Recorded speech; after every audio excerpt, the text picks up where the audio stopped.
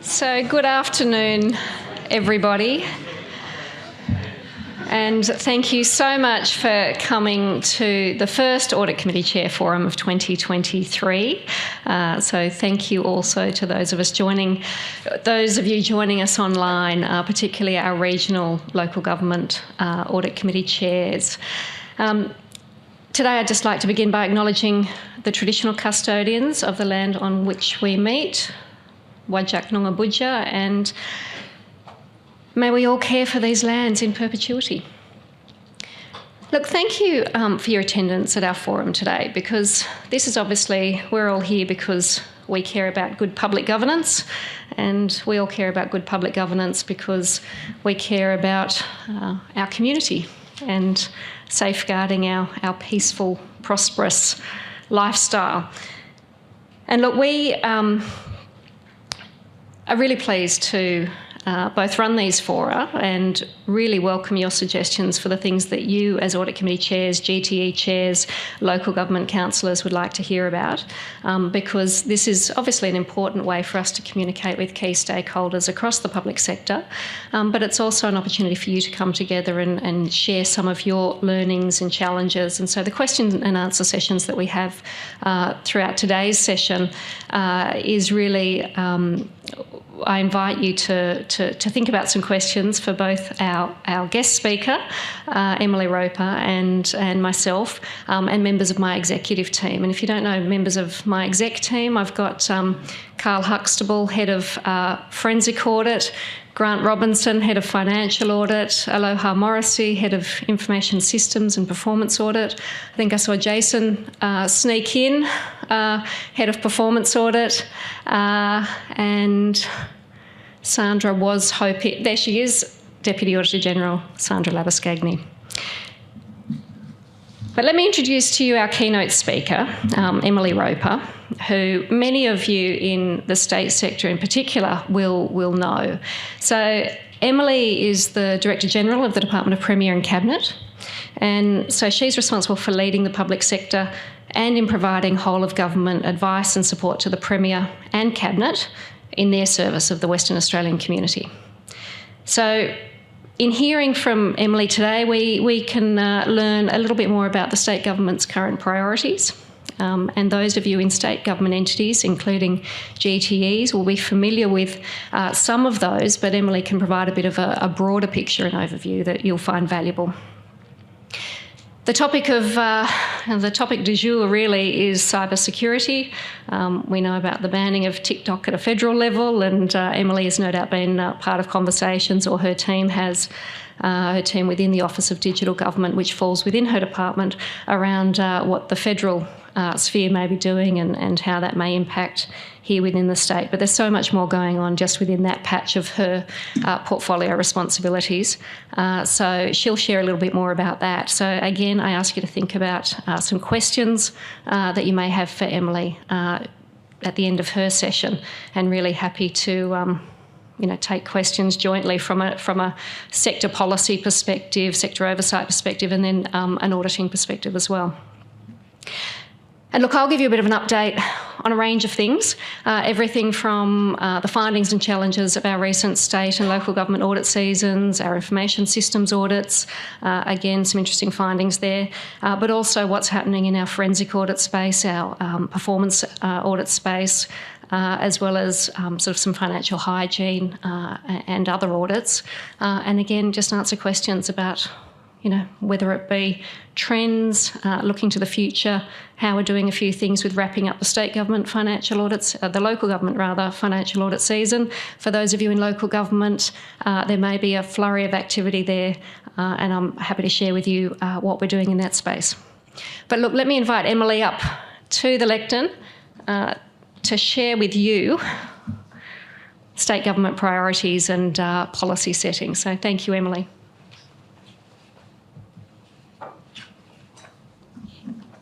Thanks, Caroline, and I'll see if I can work the tech. Even though digital government's in my bailiwick, my meagre capabilities go to turning on and off IT. Great. So I'd also like to acknowledge the traditional custodians on the land on which we're meeting today, the Whadjuk people of the Noongar Nation. And everything we do, we acknowledge that we live on Aboriginal land and constantly learn from their wisdom of their peoples. I recognise their continuing connection to the lands and waters of the region and pay my respects to elders past and present. I'm really happy to be here today. There's so many of you. I believe there's as many online today as there are in the room. It's quite a group, quite a very esteemed group of people, just seeing some of the faces that I know from different roles across the sector, and a really important role that you have and play for the public sector as well. So Caroline and I have, for better or worse, spent a lot of time together and had a lot of conversations over the past 12 months, and we've got quite different roles in the public sector, but we've built a really good relationship because I think we've got this shared commitment to accountability, performance, and integrity in government. So I was really pleased that she invited me here today to talk to you all about that, who I know share that commitment.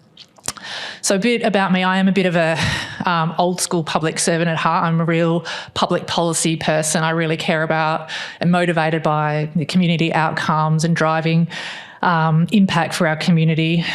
Public sector principles of that accountability and integrity are really always at the front of my mind in what I do. Sometimes that gets exercised more than I'd like it to. And I genuinely believe in the value that the public sector brings as an institution, and also the functions in government which support that institution. And front and centre of that is the Office of the Auditor General and the role that it plays for the public sector. And likewise, internal audit. So I'm really pleased to have the opportunity to contribute to the discussions that you'll be having today. So I wasn't planning on spending too much time talking at you. I much prefer the back and forth of Q&A, but and in respect of government priorities, I probably won't touch on that specifically, but I'd be very happy to answer any questions in respect of that.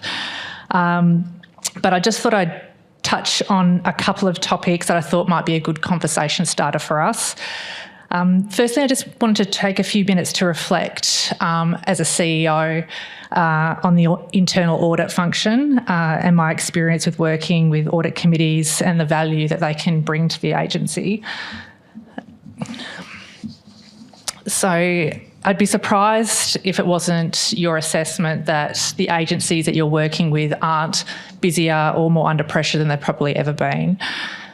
There's been a bit of research that I've been reading online recently, some studies that have been done about so-called post-COVID workforce burnout. Certainly, if any of you working in the health sector, you would definitely know what that's about. And my take would be that if this is in fact a phenomena post-COVID, the public sector workforce and especially senior executive ranks would definitely be overrepresented in that group. Expectations of government on government and citizens, the levels of responsiveness and delivery that's required is higher than I can ever remember working in the public sector. And it seems that agencies and CEOs are having to make more finely balanced choices about where they put their attention and effort and how they manage their risks. And so in that environment, no CEO or agency can afford to have their internal audit on the bench or on the periphery of their agency. Which they only turn their mind to when the papers roll in a week before the quarterly audit committee meeting. And I've had the experience of working with very highly functioning internal audit dynamics, and probably some that could be described as more suboptimal. And I'm sure I'm not telling you anything you don't already know, but from my own experience, a high-performing audit function is one where the CEO, the audit professionals, independent members and agency staff all have skin in the game, and there's genuine trust and respect on all parties. So effective audit committees, in my view, are driven by really engaged CEOs and organisational leaders who recognise the value of having that holistic approach. And in my experience, the best independent committee chairs and members bring a trusted working relationship with their CEO and agency. They take the time to understand the risk profile, the business priorities and the operating environment of the agency, and effectively balance the importance of monitoring the internal controls and compliance with the operating reality of the department. If you're at the table wearing professional expertise as an auditor but have no understanding of the reference point, having a reference point at the heart of the business, you're probably limited to the value that you can bring to the agency. And so as an audit committee chair, you know, having that capacity to lean in and be proactive in guiding your CEOs and fellow committee members to ask those tough questions and to identify the risks that they can't see is just such a valued tool, I think, for a lot of CEOs in the public sector particularly.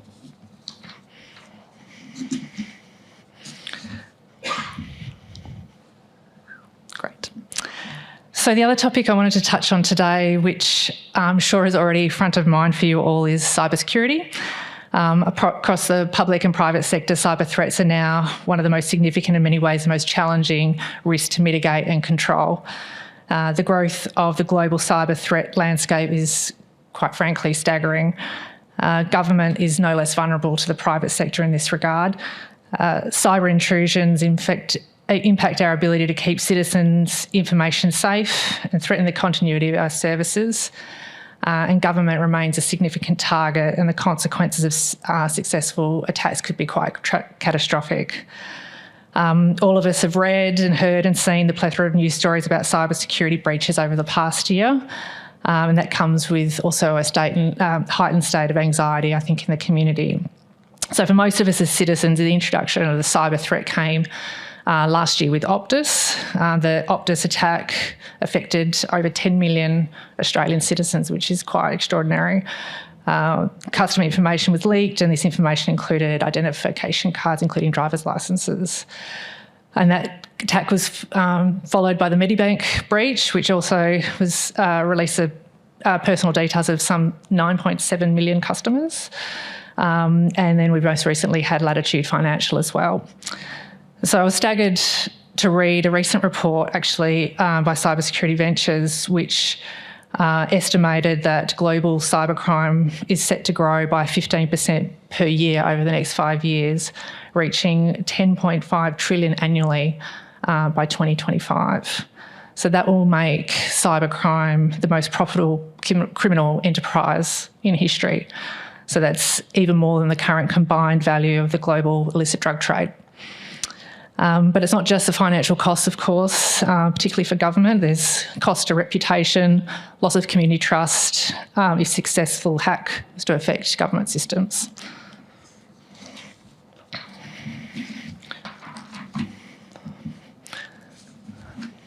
And that's why the WA government's invested really significantly to enhance, protect, detect and respond to cyber threats over the past 5 years. In 2018, we established our first cybersecurity unit, and there was a release of the government's digital strategy in 2021, and through that, cyber security has been embedded as a key priority for the state. And with the nature and frequency of cyber threats, we're continually evolving. So too has DGov's approach to managing cyber risks. So in 2021, DGov established the Cyber Security Operations Centre to improve its visibility of cybersecurity threats. So currently there's 62 agencies connected to the SOC, which we call it, which monitors network activity.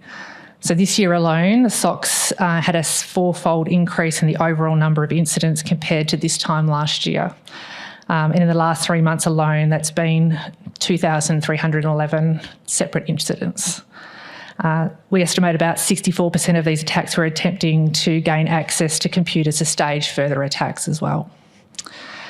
So we really don't get ourselves involved in the attribution game at the state level, but we do know that cyber threats to government come from all quarters. So hacktivist groups, cyber criminals, and also state-sponsored actors.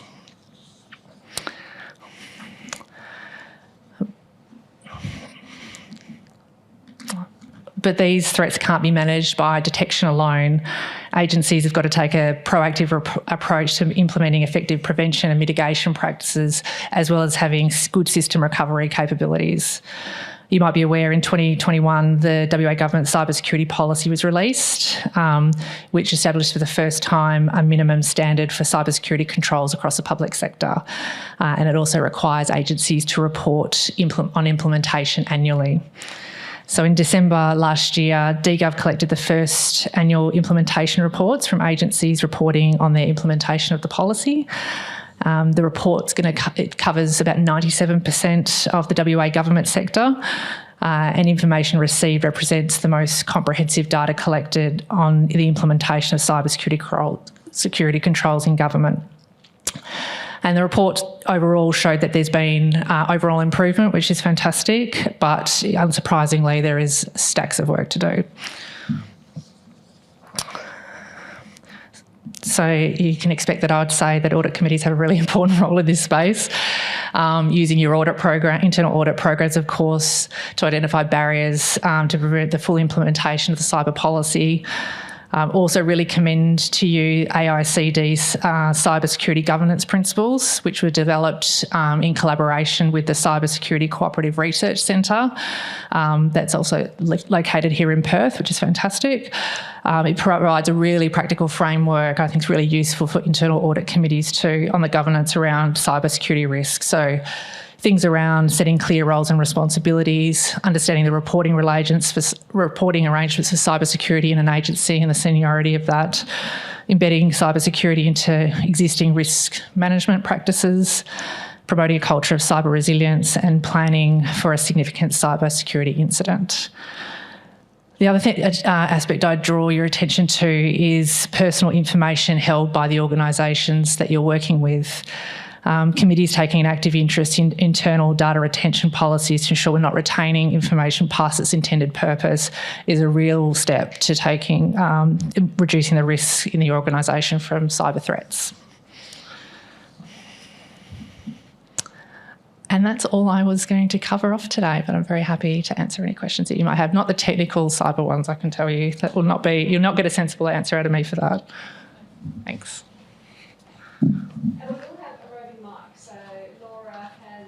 Maria has the mic. So Maria down here, I think is our first question.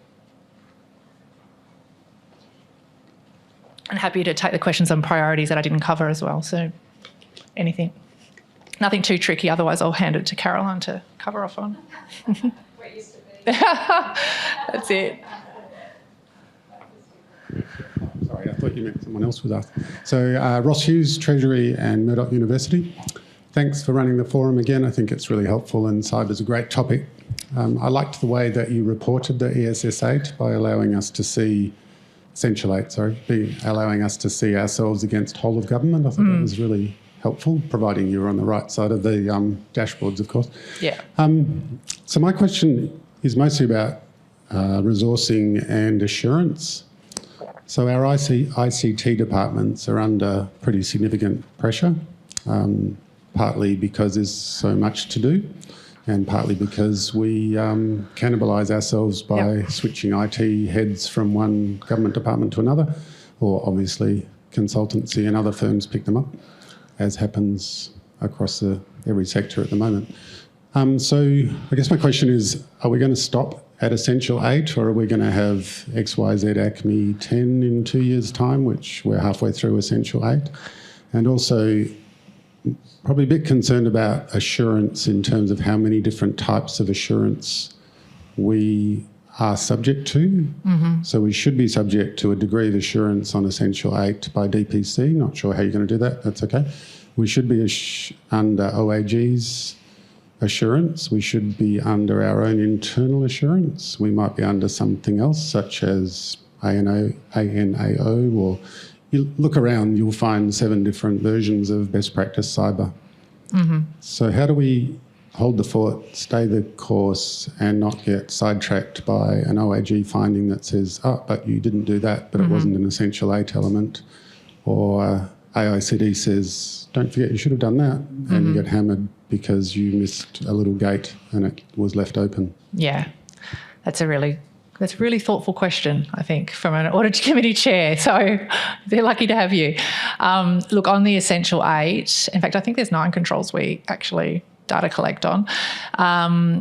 No, there's no intention to move away from that. We've only just started. And if you have been privy to the results, you'll know that there's no reason to move from it at the moment because there's a long way to go. So we are looking at maybe having a target for getting to a baseline level of coverage for agencies and with the Minister and with the Head of Digital Government, we're talking about identifying some of the more high-risk agencies and partnering with them to look at how we get them from where they are to where they need to be as a baseline as well. So I think our ability to do assurance, our capacity is not there to do that at this point, but we know that OAG have got a line of sight of having a look at, this is obviously people know that this is a self-assessment, but I know that they're looking at doing some sampling of, and DPC is one of them, I understand. So we'll soon find out if my team's up to scratch. So I think that's good. You're doing yourselves as well. That's good. I'm pretty. I mean, I hammer this stuff so hard, so I will be very surprised if we fell short. So yeah, no, I think that's probably where we are at the moment. And I think DGov's in terms of their approach to things, they're in a more partnering, collaborative sort of role at this point in time rather than, we do report up. We try to give transparency to ministers and agency heads about what's happening so it can provide some forward momentum on making changes, but we're not set up at the moment for assurance in that sort of confirmatory way that, and yes, we are all having problems with retaining professionals in this space, and DGov is top of the tree on that. So, yeah. Maybe I could follow up just slightly. There's more to cyber protection than just Essential 8, obviously, and that's where the OAG and others can come into play, like is your training reasonable and adequate, and do you let contractors do this and that, and Essential 8 won't see all of that. So maybe it's more, maybe our question's better. I don't expect you to do assurance, so don't get me wrong, but maybe it's a plea to align everything we're doing with all the investment that every agency is making to meet both Essential 8 and what's logical, like make sure the people that walk through your door are legitimate people and not, bogus.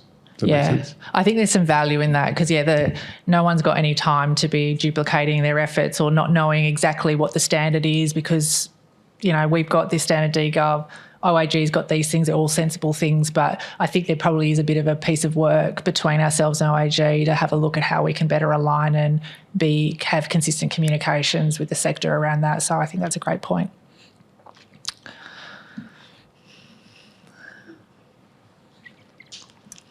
I wonder if my audit committee chair's here and asked me a tricky question. No?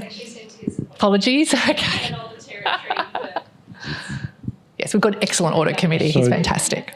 Just a companion question. I mean, one of the biggest risks is ageing technology, and particularly one that's off the agenda is operational technology. So the stuff that runs networks and systems, buildings, those sorts of things.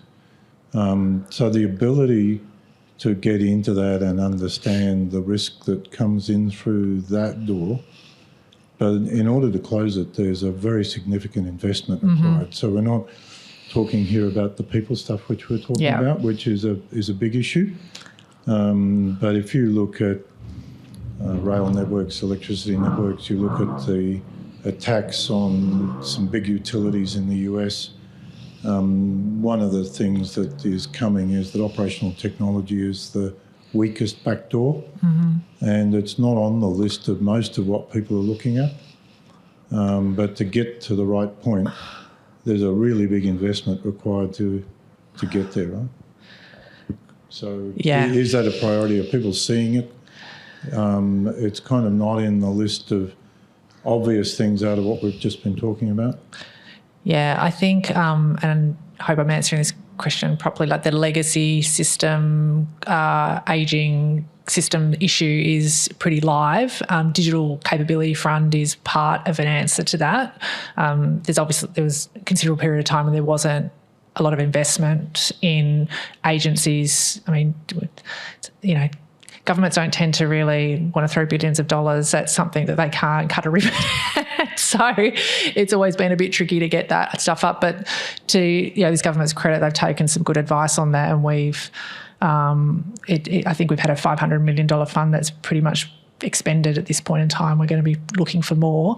But that some of those things, whilst, we were looking at it actually the other day, how much investment has gone into cybersecurity, but then we looked at kind of the investment in some of those operational systems, and that actually is underpinning their ability to put in effective cyber security measures as well. So that is an avenue that agencies should be looking at to address that, because cybersecurity is weighted criteria for that fund. So, yep. Alan, just relevant to the OT question is we're actually doing an audit in one of the utilities. We will actually be putting out a better practice guide on best practice for managing operating technology, because it does bring specific risks to not just an entity but to every single one of us when they're running power, water, transport, and those systems that sort of used to be quite disconnected behind barbed wire and sort of remotely located, often with on-site people there regularly. They're now all connected, and so it brings a huge different level of risks. Those of you who are aware of the way we tend to report, we will be reporting those findings sensitively on the basis of not exposing any OT in the state to risk, but really seeking through you guys, and Mark, I see you from Horizon, those who have OT, and please ask the questions between IT and OT in your organisations.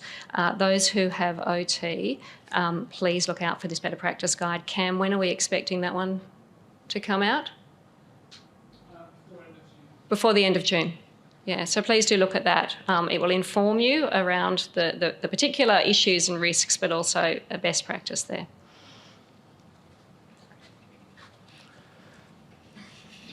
Questions for Emily before she has to get off to another meeting up the hill? You won't have a chance to enjoy a snack and a cuppa with me. No, I was looking forward to that too, but never mind. Next time. Yeah, it looked all right. Great. Well, thanks, sorry. Oh, yep.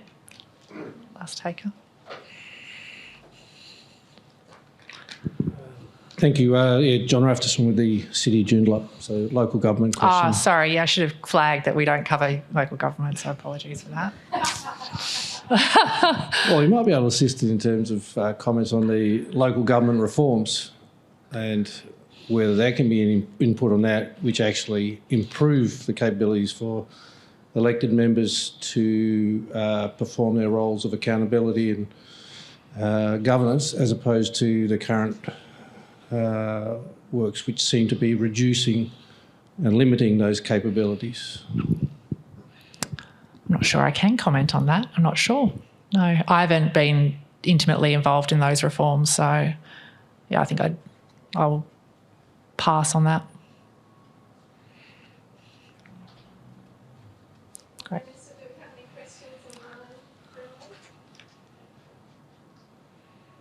Great. Yeah, I know, it's too easy. Yeah, great. Well, thank you. Halfway in, Emily, a question from me. Halfway into this term of government, what's your sense around, you talk about fatigue and burnout. Yeah. Can those online hear me? Is it picking up enough? Just going to say that halfway into second term of government, fatigue and burnout, particularly at the senior levels, but really across the organisations and even across our community. You'll notice there's just less community events and those things that used to happen in our community organisations. People are pushed and things have faltered somewhat on that front. They're not quite back to usual. But where do you see things at, and sort of over where are we at now and where are we going over the next 12 months? Well, it's probably not the ideal point of the term to feel like you're exhausted already, is what I'd say, because it's not getting any better from here on out. So I think typically at the midway point is you kind of already government's starting to look to elections this far out, I think. So then the pressure on agencies to deliver the things that are outstanding, and I just think that, as everyone knows, that that year out, 18 months out, it becomes really a high pressure time. So, yeah, your agencies and your CEOs are going to be under, if they're not already, under an incredible amount of pressure. And so, what you can do to aid, assist, collaborate, partner with them on managing their risks in particular, because we don't need them having more problems that they need to deal with other than the ones they've already got served up by government, I suppose. So I don't know what else to say, but I have to be a bit sympathetic. And of course, we're always trying to help at central agency level with Treasury and ourselves and Public Sector Commission to support agencies through all of that as well. But I think it's a real thing. It's definitely a real thing. We're feeling it, and we can see our staff are feeling it as well. And like you say, the community. I don't think it's a public sector issue per se, but I do think it's more acute there, because I think during COVID, so many agencies, and not just health or police or ourselves, really had to rally and do things differently at a different pace, expectation, and that probably hasn't levelled out. It's just continued. So I think the expectation that came from how government delivered over that time, I think there's probably a bit of an expectation that just can just carry on. But felt like we were sprinting then. But that's it. So, thanks for your thoughts. Thank you. Look, Emily, thank you so much. Really appreciate you coming. Thank you. And thank you. Please let's thank Emily and wish her well in her role. Thank you. Thanks so much. I'll give you a call.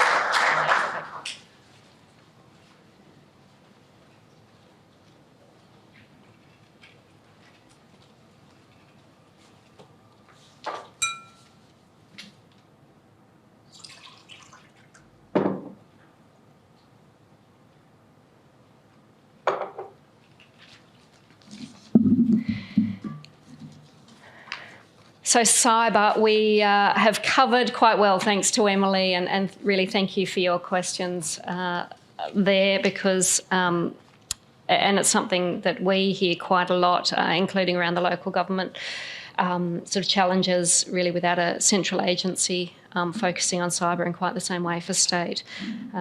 So look, I will touch on some of these and perhaps go into a couple of those issues in a little more detail if you'd like to, or we can go completely elsewhere if you're done on those issues. But look, I just wanted to sort of give you a flavour on where we see the sector, and just where Emily finished up there on the state sector. The state sector is under pressure, and I've got a chart that those of you here at the November forum last year had a sneak peek at, and those of you who have diligently picked up our results report on state financial audits for 2022 will have seen it, but we've got the latest numbers in there now. But look, those issues that we've identified in the state sector, a record number of audit qualifications, large number of findings, unresolved from prior years, they're really not going to be resolved quickly in many cases. In all likelihood, we're facing more years of more complex financial reporting and auditing and sort of time-consuming audits and potential delays, while those state entities, many of yours, work through the issues that are going to enable their qualified opinions to be lifted. And obviously that's where we all want to go. Our audit results are really a bit of a barometer of the sector, of sort of the state of the sector, the health of the sector in terms of financial management and information systems controls that can impact on financial information. But we look at security more broadly.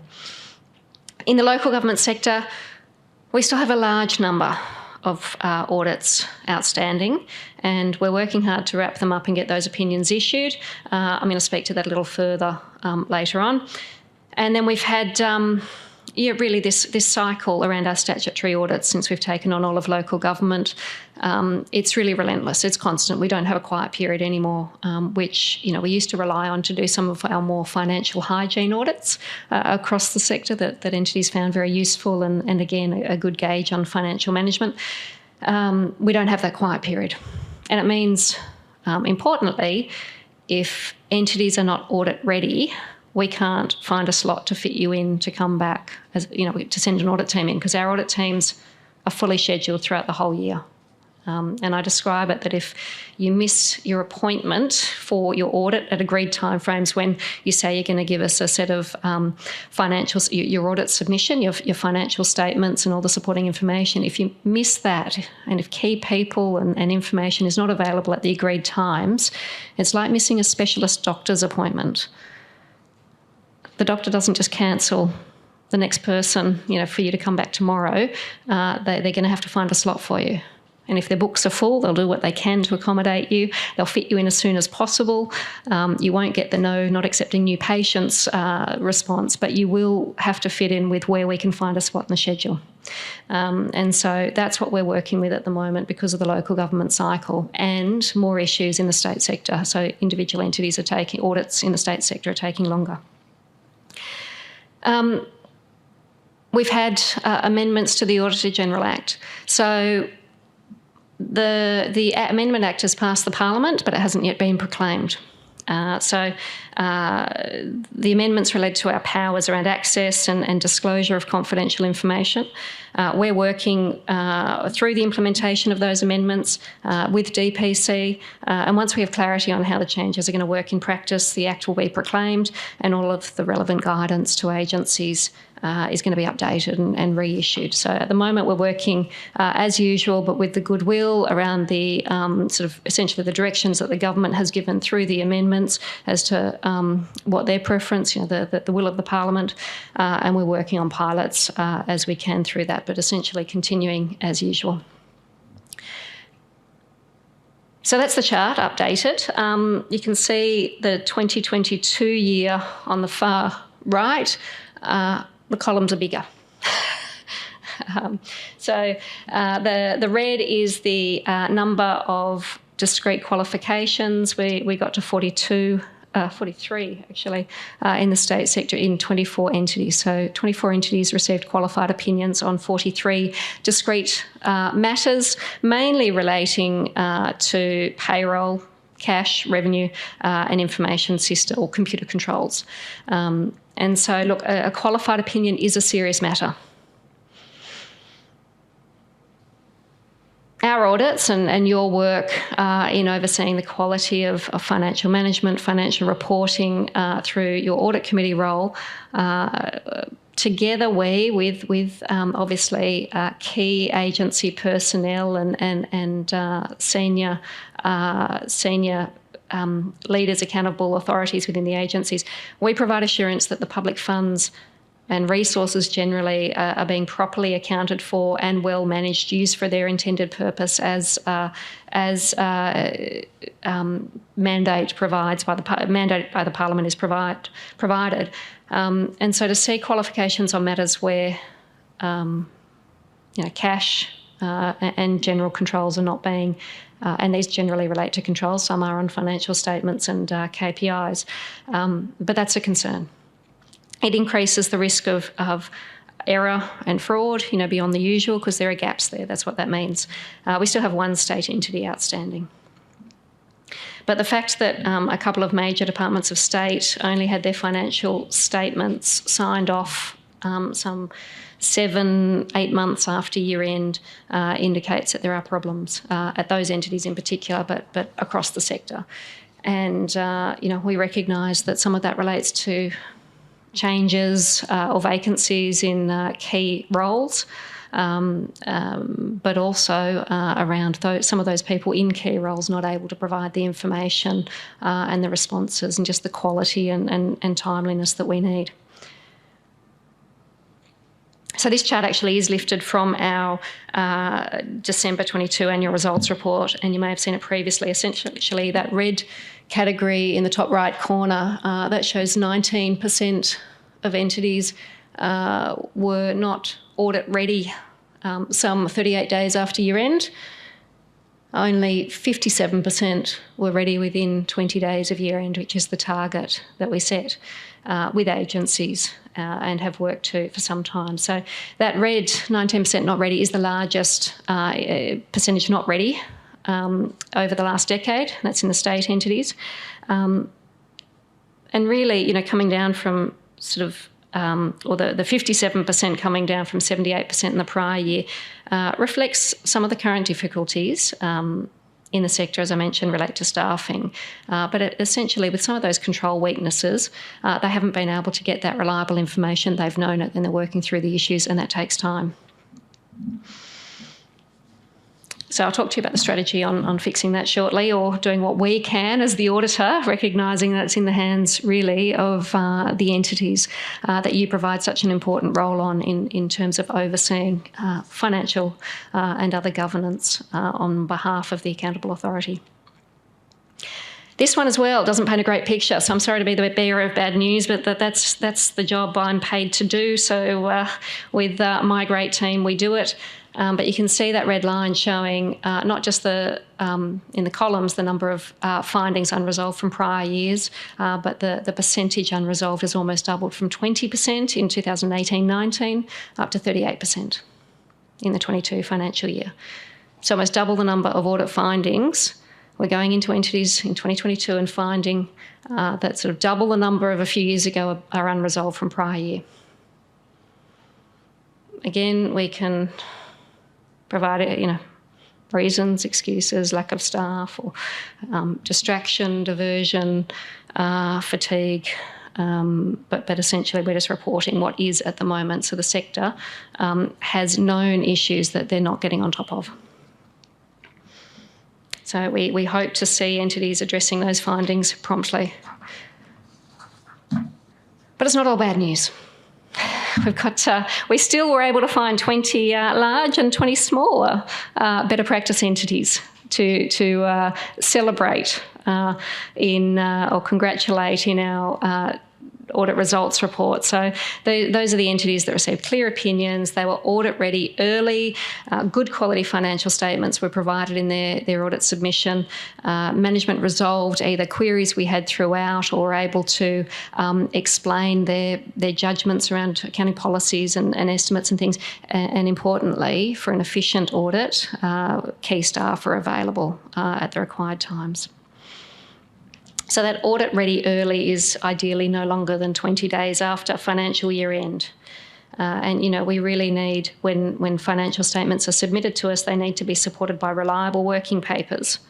And again, within the agreed audit plan timeframes.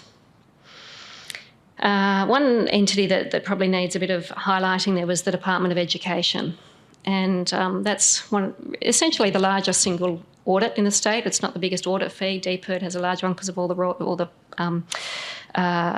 special purpose accounts and the nature of their royalties of regions and other issues.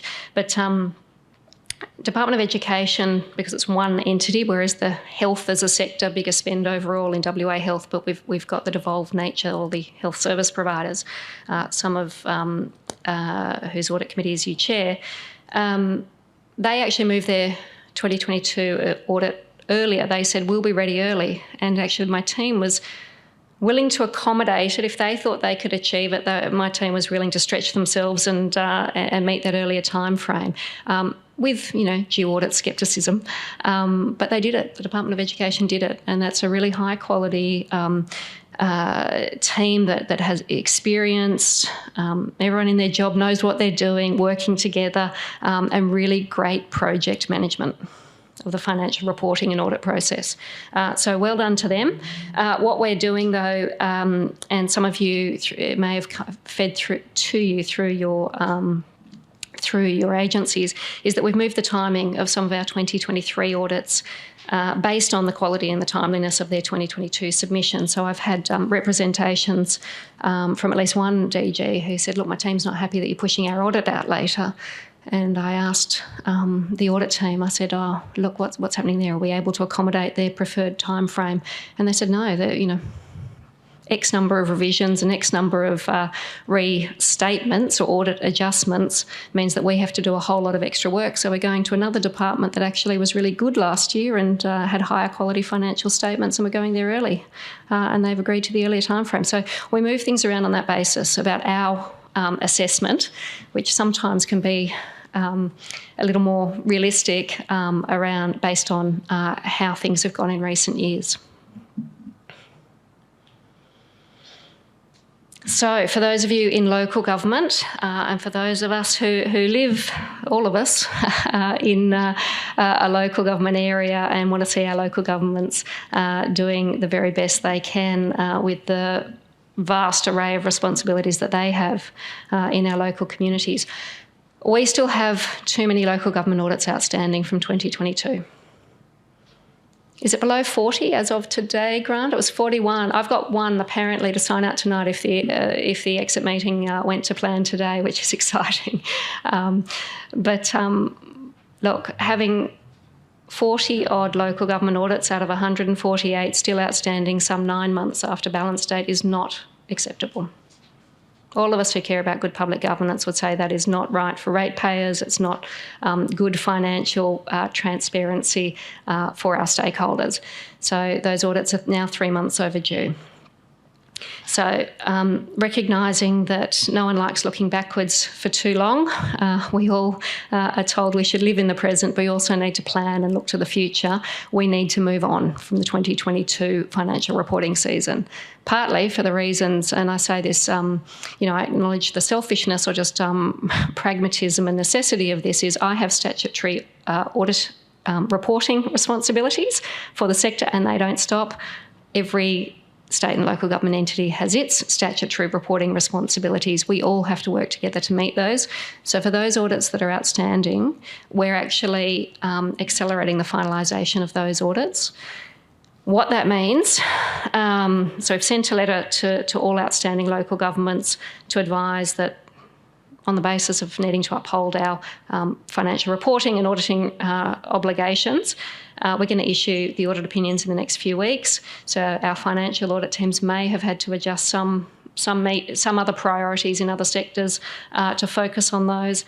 Exit meetings are going to occur as normal, but we may not be able to attend all audit committee or general council meetings prior to issuing our audit opinion. And so what we've been asked to do in many cases in local governments, but the practice varies based on preference in many cases, is that to hold off signing our audit opinion until our senior auditor, the engagement leader, is able to attend a general council meeting. So some of the opinions that were issued in February and even March, they were ready to go in December from our end, but they weren't ready, say, by 15 December. And so we didn't issue them at the request of the local government because they weren't holding a general council meeting that close to Christmas, and they were held off at the request of the council. We're not going to do that anymore. We don't need, we want to be there, but from a perspective of needing to finalise audits, just that many audits across the sector, meet our reporting obligations, mutual reporting obligations, we are issuing those audit opinions when we have sufficient information to do so. What that means is there may be increase in the number of modified opinions, including qualifications in the local government sector, maybe even some disclaimers. But in our view, that gives a truer reflection of where the sector is at.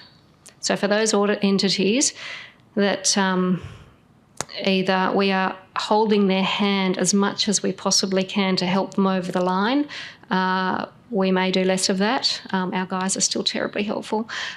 Where local governments have been unable to get valuers or unable to organise a valuation, we will qualify on fair value. And so everything's true and fair except for the fair value of these items. And so really it gives a truer picture of the sector and it allows us to all move forward.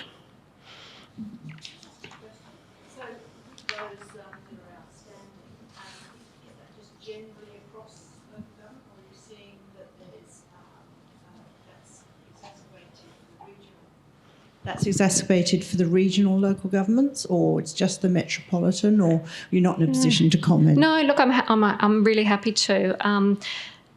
It's mixed.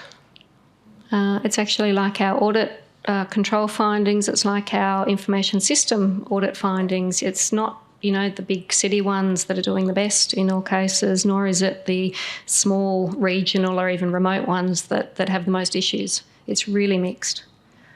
Some of them are not in a position to respond to our queries, even get back to us despite repeated attempts over an extended period. And what we are working out whether we can do is issue a disclaimer anyway, even if we don't have a signed set of financial statements, or we just, that's not actually under the auditing standards, which I must have regard to, and I would have to clearly explain to the Parliament why I have deviated from accounting standards. But if there are some local governments that have had significant turnover and vacancies in key roles, and we can't get anyone to answer our questions on this, and this is a very small number, but it's very concerning, obviously, and we are just working through the process of how we would report to Parliament about the nature of those issues, because I'm obviously required to report any matters of significance to the Parliament, but really what that means in terms of issuing an opinion, again, so we can all move on. It gives a truer picture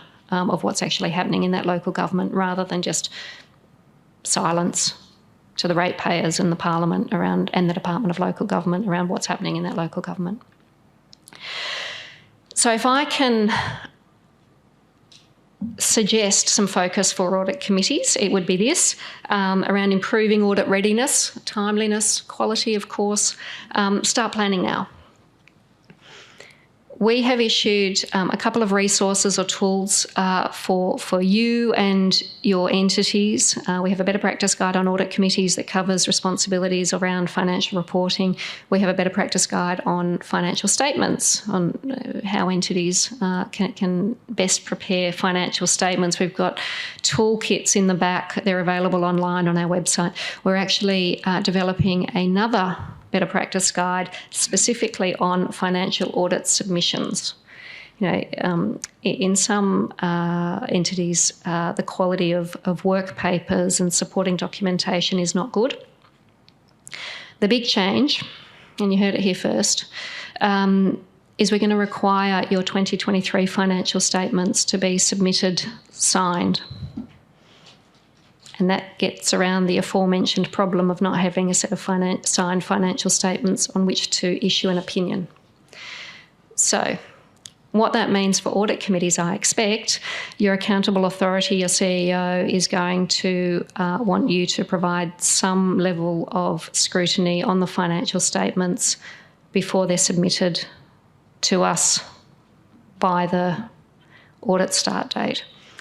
For many of you, and for many of the those best practice entities, that's what happens anyway. And it's actually reverting to practice in the private sector. It's actually reverting to practice that was required by our office for some time. But it does mean that before someone puts a signature on a page, they're going to have some regard to it. And so really, the management rep letter at that point is going to, and we're just working through the wording of this based on the standards, it's going to look, essentially focus on three things. The financial statements are based on proper accounts. To the best of the accountable authority's knowledge, they're substantially complete, and that the entity has given us access to all necessary information. So really, for many of you, this is standard practice. You know this, nothing will change. But for some of you, putting a signature on a page or getting your accountable authority to do so, and CFO, is going to be a change in practice. But what we're hoping is it will focus attention on the quality of the audit submission. Everyone will know that the audit is underway, and really, look, if we can get out of your hair quicker, if we can reduce the number of audit hours and therefore your fees, we will all be happier. There's a shortage of auditors, there's a shortage of finance professionals. None of us want any of these compliance activities, important compliance activities, but none of us want any of them to take any longer than they need to. We've all got to focus on delivery. We're not here to prepare financial reports and do the audits as an end in itself. It's about delivering services to the community. And so that's what we would all like to focus on. And if I see my budget go down in future years because the sector is so efficient, we just don't need to spend so many hours auditing, I will be very pleased. But that's been anything but the case, actually, in recent years. So I guess another suggested couple of things, getting back to business as usual. And that involves not just core service delivery, but the foundations that support it, those good financial controls, those good system controls, making sure that, the well-being of our people and those things that really just focusing on getting back to business as usual, and from where you sit on audit committees, trying not to accept COVID as an excuse or even a legitimate reason, but what are we doing to move past, or what are we doing to address the skills shortage and get back on a more regular footing. Cyber risk, look, with findings, and I'm just going to flash up a couple of charts shortly, but I would suggest that following on from Emily's presentation, and look, it's just in popular awareness now, so I don't have to do quite the drum banging that I've had to do in previous years, but also my two fine predecessors who are sitting here, Colin Murphy and Des Pearson, who have done that before me. I think collectively 15, 11, 30 years we've been talking about cybersecurity. I think now everyone's aware of it. We don't need to talk about its importance. Everyone knows. And that's one thing I have to say, by the way, because of Des and Colin, we've got a government CIO because of the work of this office in information systems audits.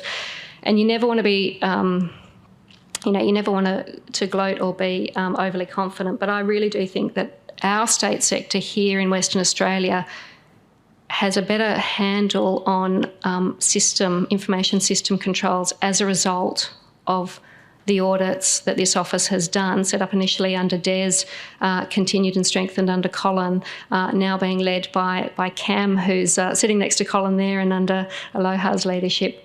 This office has really been focusing on key issues for now 3 decades. And so I think we have, in some senses, our sector, our state is, I would not say ready, I would not say resilient, but we're in a better position than many other jurisdictions in this country. But don't let that lull you into complacency. Essential 8, the question that was asked earlier, thanks Ross, around Essential 8 is our general computer controls assessment, our capability maturity model. I'll just put that up here. Now, you're going to have trouble reading this, but essentially we've got 10 categories now. We've been assessing, the office has been assessing 6 capability maturity, six areas of information system capability for 15 years. We've expanded, or we've disaggregated the security aspects that we've always assessed against, but to give you more information on which particular aspects of security are doing okay or need work. So this diagram, so each category is on the bottom. It's wider because there's 10 categories presented now rather than 6. Each column, so endpoint security, was the area of worst performance in the 2022 cycle of audits. Each ball is an entity. 5 entities achieved our benchmark of defined. Every other entity in there is a red ball that didn't meet our benchmark. It was below 3. What you can see is that risk management was pretty good in the state sector. Very few didn't meet our benchmark. Change management was pleasingly very good. That's not the case in the local government sector. I think it's because we've been banging on about it for 15 years through this model, but 30 years collectively. And then IT operations and physical security is better in the state government sector. I'll flash up the local government results. And again, these are in the reports that have just been published in the last couple of weeks, so they're on our website. But the areas of, the area of best performance actually in local government was physical security, although we did find some things, what was that, Cam, in the toilets? Was a server above a cistern or something. Look, human resource security, doing police checks is not de rigueur in local government, so didn't perform as well here. There's other things in that category, but you can see some of the differences because of some of the central policies and focus through these audits over the years. So I would encourage you to look at that, but just sort of some headline. I'll just flash up the report so you know what they look like. But really, for the state government, our findings were sort of similar to last year, but half of the IS audit findings were unresolved from the previous year. In local government, 69% of the weaknesses or the audit findings identified in previous years were unresolved. And 27 of the 31 significant findings that we found in the last cycle were unresolved from the prior year. So 27 audit weaknesses or audit findings that were rated as so significant they need immediate attention were unresolved. Just this one, again, not all bad news. If you see on the local government, the right-hand side, the categories that saw an improvement from previous year, business continuity, maturity was 17% in the previous year, 25% this year. And we saw, improvements in some of those other categories, IT operations, risk management, change management. So that's good. We like to report good news too. Upcoming audits, I mentioned the Critical Infrastructure Better Practice Guide. Do look out for that around operating technology. If you're on the audit committee of power, water, hospitals, transport, a lot of what the state government does, as well as local government, has that around waste as well. The Essential 8. So just quickly we spent a bit of time talking about it, but what Cam and his team are going to do is they're going to compare the self-assessments for state entities that have been reported to the Office of Digital Government with our own assessment, and you can kind of match up the categories where the balls were for findings in some of them, but we're going to give that information to the Office of Digital Government so that they have some confidence in the reliability of those self-assessments, and obviously government and the community can have some of that confidence. Financial hygiene audits. We have an audit of staff exit controls underway in government trading enterprises. So you may recall we did one in 2021 on staff exit controls in state departments.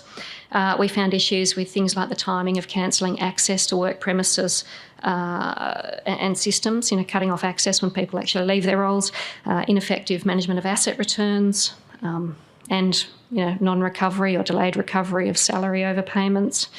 So GTEs, while they may have fewer requirements to comply with state security standards, they could be at higher risk if data spill, if staff exit controls around information access are either substandard or inconsistently applied. Major projects, we've got another one underway. So look, we flagged our intention a couple of reports ago to just periodically report on the time and status of major projects around the state. We're expanding that to include a few new projects this year. And we said we'll do this audit until state government reporting fills the gap. It's not there yet. Really we just want to provide the public with some of that information on time and cost performance, governance, financial controls for a selection of those. And again, you heard it here first, we may do a major IT projects transparency report. So if you've got some long-standing major IT projects in your organisations, we may be coming and looking at those in the next year or two. Forensic audits. Okay, look, we're engaged with about 26 entities across the state. Again, state only, not local government for our forensic audit function. High-level findings, conflicts of interest, so either non-disclosure of or lack of appreciation of both actual and perceived conflicts, suppliers and knowing your customer, the basics around putting an ABN in to do a basic check of who that is, but also know your customer stuff. Contracting, it's that balance between following due process and procedural ease versus economies of scale, and just having a look there around transactions, inadequate or incorrect data capture that in some cases can actually prevent our sort of efficient or any analytics, which means that then entities, and it's not well established yet in the public sector here, but some entities are able to do good analytics to look for fraud and error in their own operations. Fraud and corruption control plans look in many cases non-existent or in most cases inadequate or incomplete. So fraud and corruption control plans, we've tabled some reports on that in local government and now our forensic function. And then the two specific forensic audits that I've made public comments about is around land transactions, so asset sales, and also the public trustee, looking at for anomalous patterns there on client accounts. So those are keeping our forensic audit teams busy. Pleasingly, we're pulling out, if you can say that, of one. We'll be writing to those entities and letting them know that we've found some sort of broad issues across that particular sector within the state sector, and we're making some recommendations and may come back and do thematic-based sort of general fraud and corruption control assessments, a bit like our IS auditors do periodically. So that's something that Carl and his team are working on. I think that will be a valuable product for the sector. Performance audits, always got interesting things going on there. Regulation of air handling and warm water systems, that's going to table in the next month. That's Legionnaires and things. That's sort of a sort of small regulatory audit that crosses both state and local government. Effectiveness of public school reviews, that'll be tabling May or June. Using emergency department data, so how WA Health uses ED data. Again, that's before the end of the year.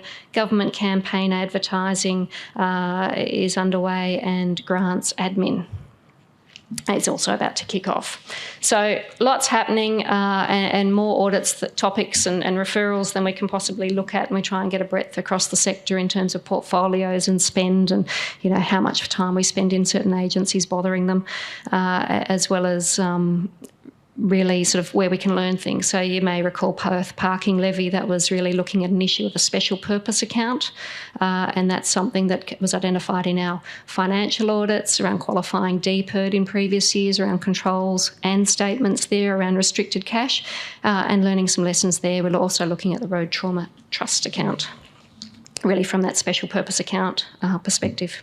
Is the funding being spent for its intended purpose? Sustainability reporting update. Just to let you know, there has been some movement on this front. So the first year of reporting is planned for 24-25, with a pilot for 8 entities in 23-24. WA is adopting a bottom-up approach with a whole-of-government framework led by central agencies.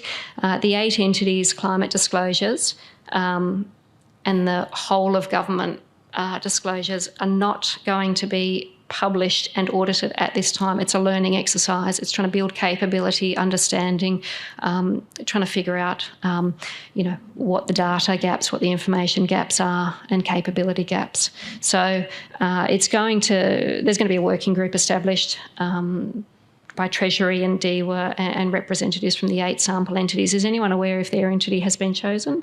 I just don't want to reveal information that isn't yet public. But you can probably guess who you are, some of the big ones. And from an accounting standards perspective, it's climate first, so it's emissions, and then we move into other areas of ESG in due course. And it will be, by the way, private listeds first. And public sector jurisdictions can really choose how it applies to the public sector, and then not-for-profits are sort of probably somewhere in between or down the track. But at a national level, and I'm pleased at a global level, there's a recognition that there's a capability and capacity gap. And when we reflect on the financial audit and information system audit findings, we have to get those basics right as well. But stakeholders are wanting information on the E and the S as well. I think you've heard me mention that in many cases the S, we do reasonably well here in Western Australia because we have audited KPIs in state entities for some years. We're well ahead of other jurisdictions on that count. So the social aspects of reporting on what public sector entities are doing is already, we've got some coverage in that space. Fair value measurement, just wanted to say for local government, there is a new accounting standard on fair value in the public sector. What we hope that means, it's the big issue of valuations of assets with restrictions.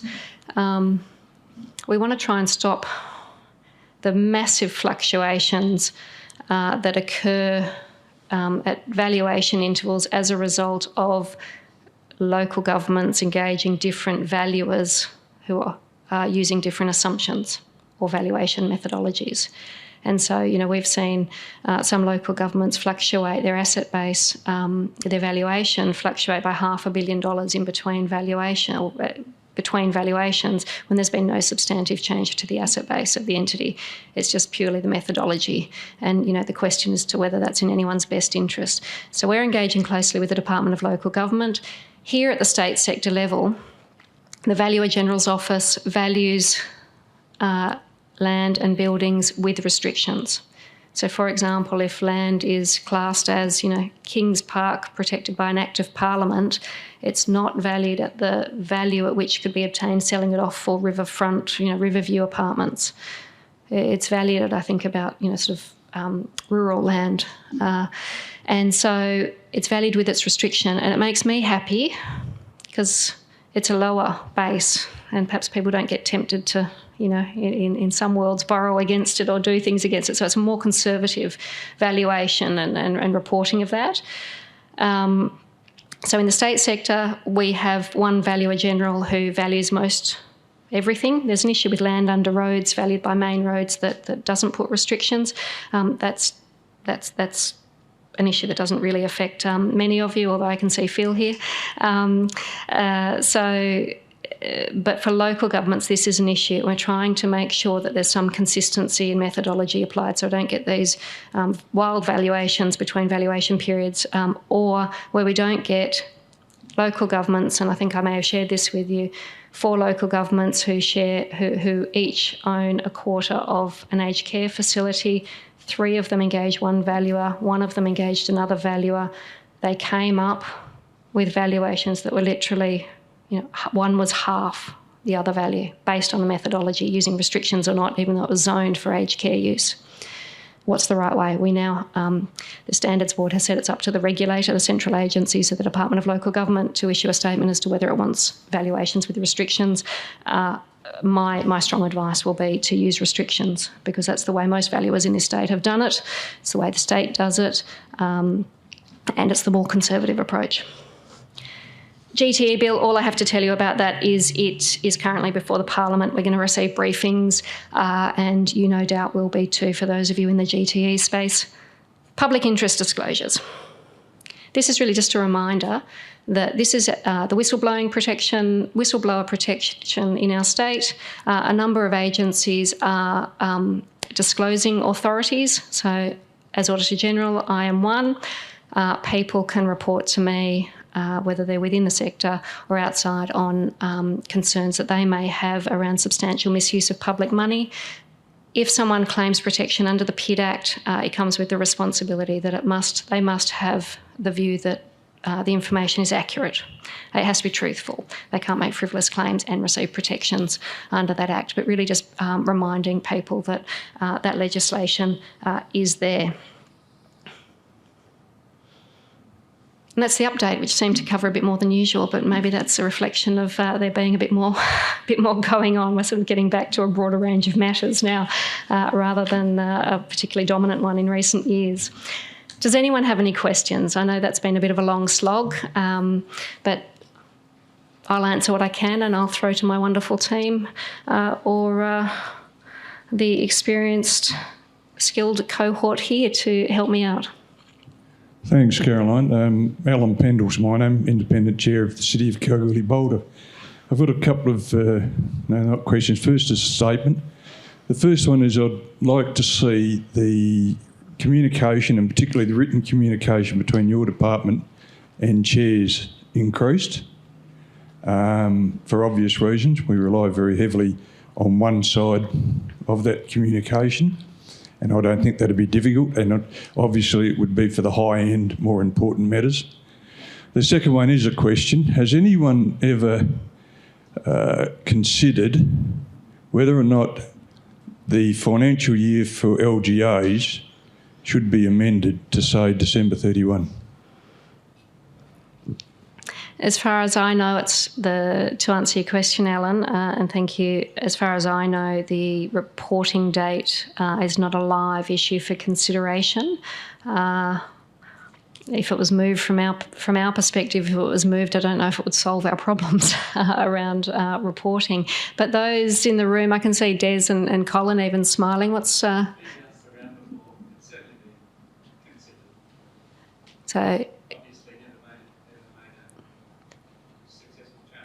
Yeah, so Colin is saying that for those online that may not be able to hear, it has been considered, it's been bounced around, but obviously never a successful change.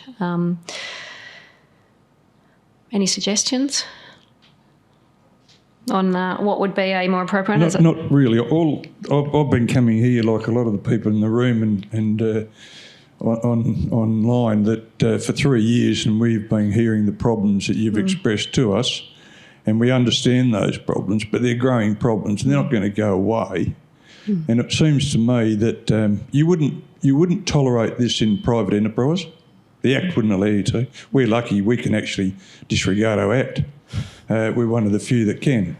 And that's how we get by. I think many of us in the room still have regard for the rule of law and don't. But if we choose to, we do, and we do.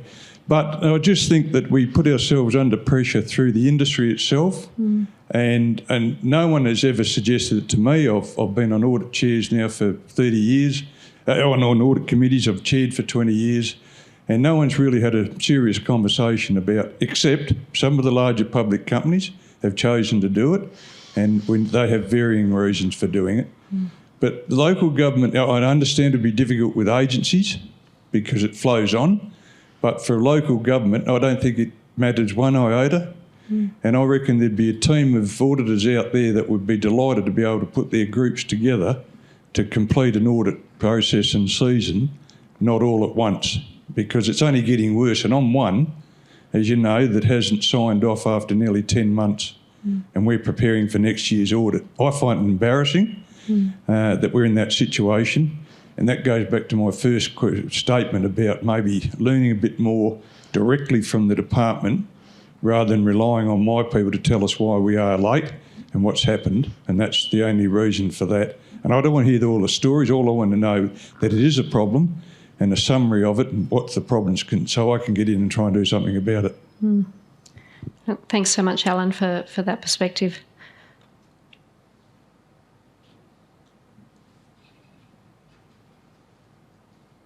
Yeah, Bob Pearce from Forest Products Commission.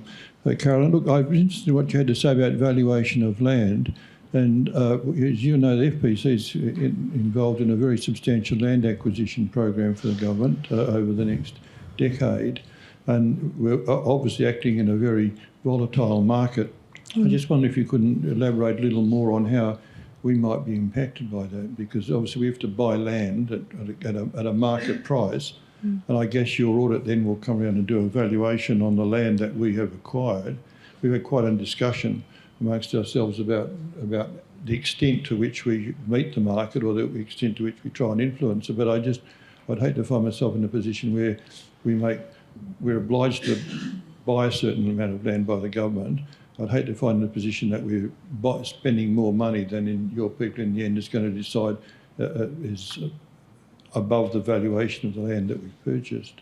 Well, you're talking about under the carbon farming initiative, Bob, the land that's being acquired, softwood as a result of hardwood. We're involved in that as well, but the government has given us a program to buy $350 million worth of land for pine plantations over the next decade, and that means going into agricultural areas fundamentally. It's not easy with some local governments, and when we move, like in the old days of the MIS schemes when blue governments, the land prices go up. So our own participation in the market has an impact on what that market sounds. And we get valuations of the land.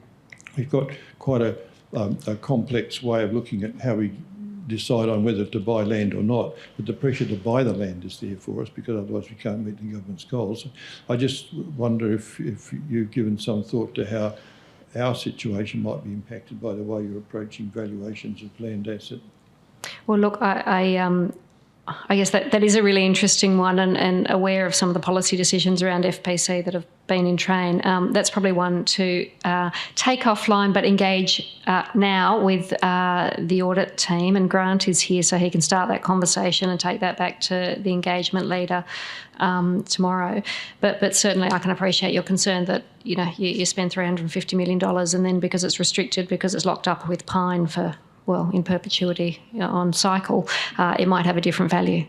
And so, yes, engage early with us, and also if there are any foreseen impacts as a result of accounting treatments that we're interpreting not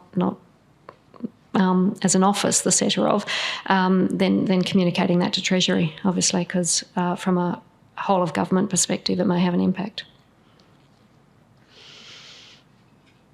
Any other questions before we get to go and enjoy a cuppa together? Phil? And Vanessa, are there any questions online? I've got a Phil.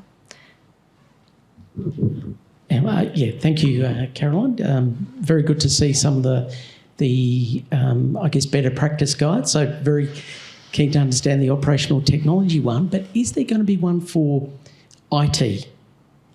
So there's the maturity reports. Sorry, there's the system control reports that go up online. But in terms of, because I think for me, this is probably an area financial people used to trust instructions, acts, accounting standards, all sorts of things with controls.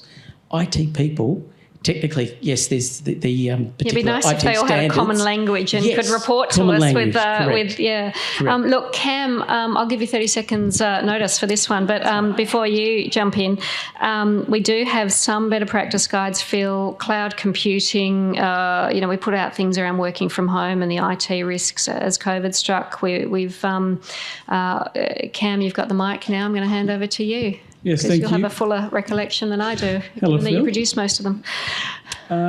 So in the past, we have released some guidance on cloud security controls, for example, and when staff are working home on remote access management. There are talks currently in the office that, based on our new capability maturity model, based on the worst performing category, if you want to call them, we will probably be releasing some sort of guidance. But just for probably more information, the new capability maturity model that we provide entities for self-assessment, in the appendix of that, there's actually already guidance in very specific terms what needs to be done to achieve certain good maturity. This was the biggest departure from our previous CMM, which had a little bit less clarity, I guess. So please have a look at that as well, but we'll continue to release guidance. Cam, is that something for those entities? Because we don't do it for all 320. We don't do a capability maturity assessment for all 320 odd entities that we audit. Is that one that if we don't do a CMM assessment for a particular entity, they could ask us for a copy of essentially that self-assessment workbook and then have access to that guidance? Absolutely. Yeah. And so that's probably a good tool as an audit committee for you to ask management how they're assessing themselves on that. Look, we might wrap it up here, and we can have some further discussions out there over some refreshments.